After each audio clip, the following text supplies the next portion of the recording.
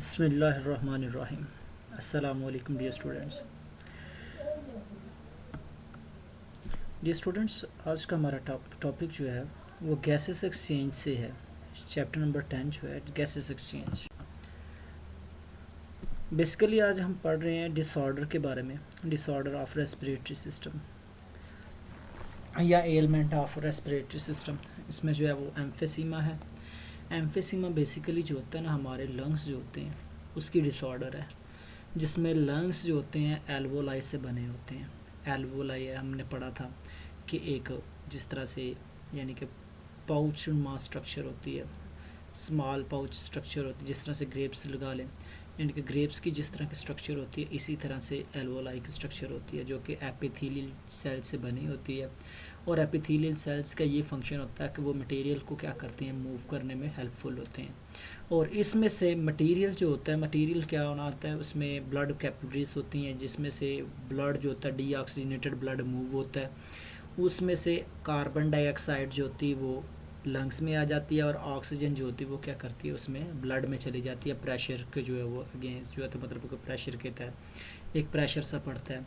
Atmosphere में जो होता है ऑक्सीजन का प्रेशर ज़्यादा होता है और ब्लड में जो होता है वो कम होता है, और कार्बन डाइऑक्साइड का प्रेशर जो होता है वो ब्लड में मतलब के ज़्यादा होता है, और वो जो होती है वो मूव्स आउट हो जाती है, डिफ्यूजन के ज़रिए जो होते हैं वो मूव करते हैं। और बेसिकली जो एल्वोलाई एम्फिसीमा होता है वो डिस्ट्रक्शन होती है एल्वोलाई की वॉल्स की।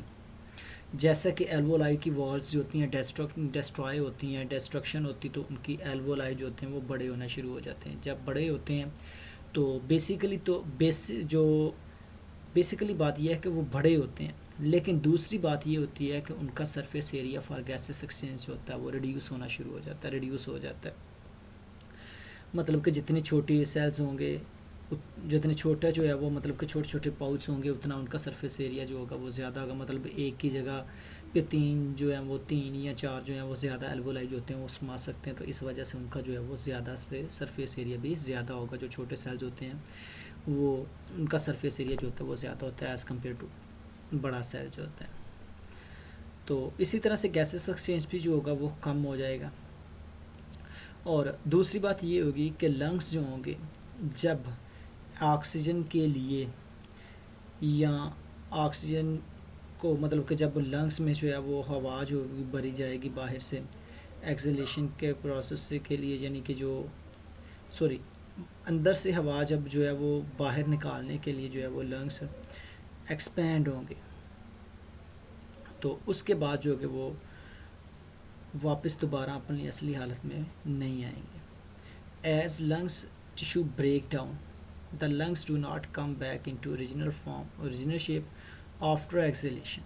एक्सलेशन के बाद जो होते हैं वो अपनी ओरिजिनल फॉर्म में नहीं आएंगे। सो air can not be pushed out, जिसकी वजह से हवा जो होगी वो बाहर नहीं निकल पाएगी। मतलब कि एक्सपैंड ही रहेंगे, और वो हवा जो होगी वो कार्बन डाइऑक्साइड उसमें ही रहेगी, बॉडी में ही रहेगी, और बाहर नहीं निकलेगी। और इसकी जो अलामात हैं उसमें शॉर्टनेस ऑफ ब्रीथ है, सांस लेने में जो होती है सांस जो होती है वो शॉर्ट हो जाती है, फूल जाता है सांस। ठीक होता है, यानी कि जिसमें आपकी बॉडी को थकावट वगैरह होती है, और जो है वो बार बार कोई रेस्पिरेटरी इन्फेक्शन हो जाता है, और वेट लॉस वज़न में कमी हो जाती है। और जैसे ही इसकी सिम्टम्स जो होती हैं वो ज़ाहिर होती हैं, तो 50 to 70% जो होता है तब तक जो होते हैं वो लंग्स जो होते हैं वो ख़त्म हो चुके होते हैं।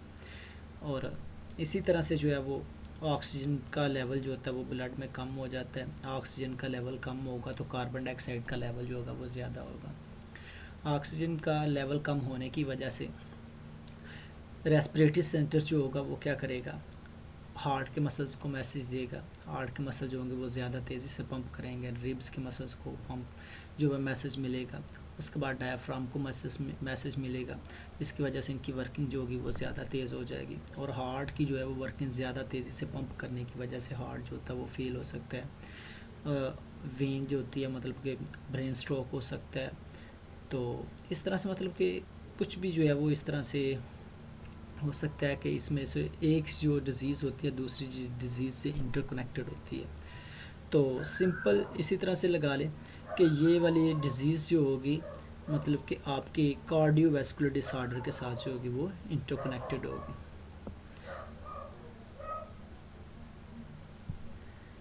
तो इसके बाद जो है बेटा निमोनिया में आ जाता है।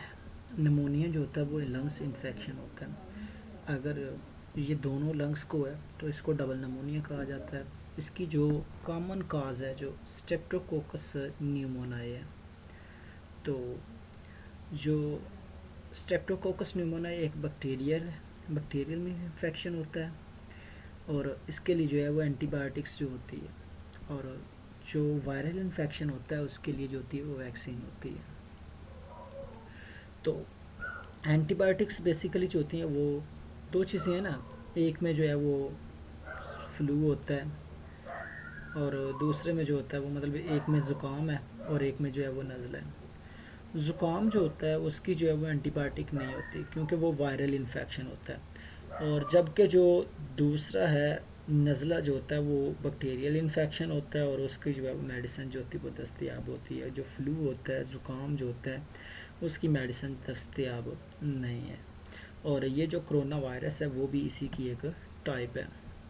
मतलब कि जो कोरोना जो वायरस है ना कोरोना, वो भी फ्लू का भी जो मतलब कि जो वायरस है वो भी सेम उसी का है। मतलब कि इन दोनों की फैमिली एक ही है। बैक्टीरियल जो इन्फेक्शन है वो स्ट्रेप्टोकोकस न्यूमोनाई बैक्टीरिया उससे होता है, और कुछ वायरल इन्फेक्शन भी होते हैं, फंगल इन्फेक्शन होते हैं, फंजाई जो होती है उससे भी इन्फेक्शन हो सकते हैं जिसकी वजह से निमोनिया हो सकता है।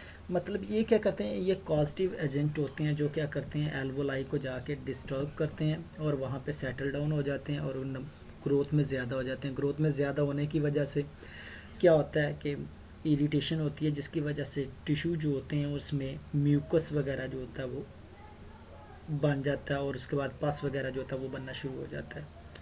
उसके बाद इसकी जो सिम्टम्स हैं उनमें यही है, कोल्ड सर्दी लगना, हाई फीवर बुखार होना, शिवरिंग कपकपाहट और खांसी होना विद स्पूटम प्रोडक्शन, जिसमें जो है वो मतलब कि क्या होता है कि इसमें क्या कह लें आप, स्पूटम प्रोडक्शन में जो म्यूकस वगैरह होता है वो होना।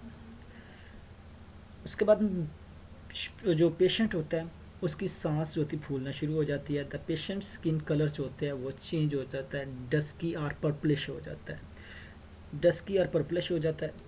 जिसकी इसकी रीज़न यही होती है कि ब्लड में ऑक्सीजन की क्वांटिटी जो होती है वो कम हो जाती है। Vaccines are available to prevent pneumonia caused by streptococcus pneumoniae, यानी कि जो वैक्सीन होती हैं वो जैसे निमोनिया जो स्ट्रेप्टोकोकस बैक्टीरियल इन्फेक्शन होता है उसके लिए जो है एंटीबायोटिक्स जो होती हैं वो यूज़ की जाती हैं। Antibiotics are used in the treatment of this type of pneumonia. और नेक्स्ट इसकी जो है वो डायग्राम है, निमोनिया में जो है वो नॉर्मल एल्वोलाई, और जिसमें जो है वो एल्वोलाई वो जिसको क्या होता है निमोनिया होता है उसमें जो है वो स्पूटम प्रोडक्शन हुई होती है। सो डियर स्टूडेंट्स, अपनी दुआओं में याद रखिएगा। अल्लाह हाफिज़।